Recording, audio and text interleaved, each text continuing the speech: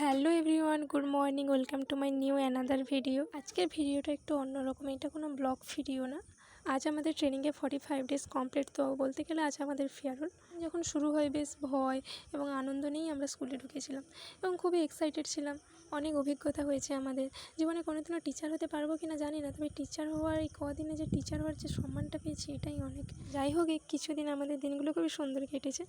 আজ শেষ দিন, তো সবার কাছ থেকে অনেক ভালোবাসা এবং আমাদের মনে চেপে রাখা দুঃখ নিয়ে বাড়ি ফিরতে হবে, কিছু করার নেই আমাদের। যাই হোক, ওরা বললো ম্যাম আপনারা আজ একটু দেরি করে ক্লাসে ঢুকবেন।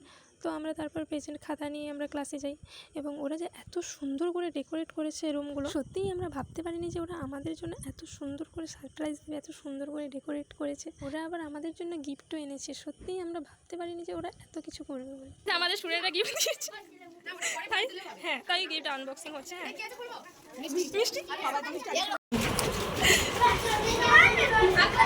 দয়া করে সবাই একটি করে পেন এবং দুটি করে চকলেট নেবে।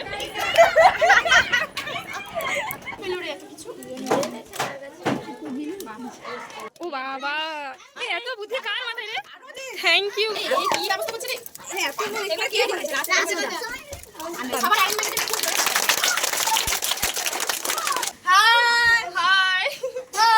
ওরা আমাদের জন্য এত সুন্দর সারপ্রাইজ দিল, গিফট দিল, তো আমাদের পক্ষ থেকে ওদের জন্য ছোট্ট গিফট। সত্যি কথা বলতে আমাদের খুবই কষ্ট হচ্ছিল, কান্না পাচ্ছিল, কিন্তু ওদের ওই মুখগুলোর দিকে তাকালে কেমন যেন মনটা ভালো হয়ে যায়। ওদের কখনো কখনো বকতাম, শাসন করতাম, আবার ঠিক পরের মুহূর্তে আদরও করতাম। জানি না কোনোদিন ওদের সঙ্গে আমাদের আর দেখা হবে কিনা বা ওরা আমাদের মনে রাখবে কিনা। ওদের সঙ্গে কাটানো মুহূর্তগুলো সারা জীবন মনে থাকবে, স্মৃতি হয়ে থাকবে।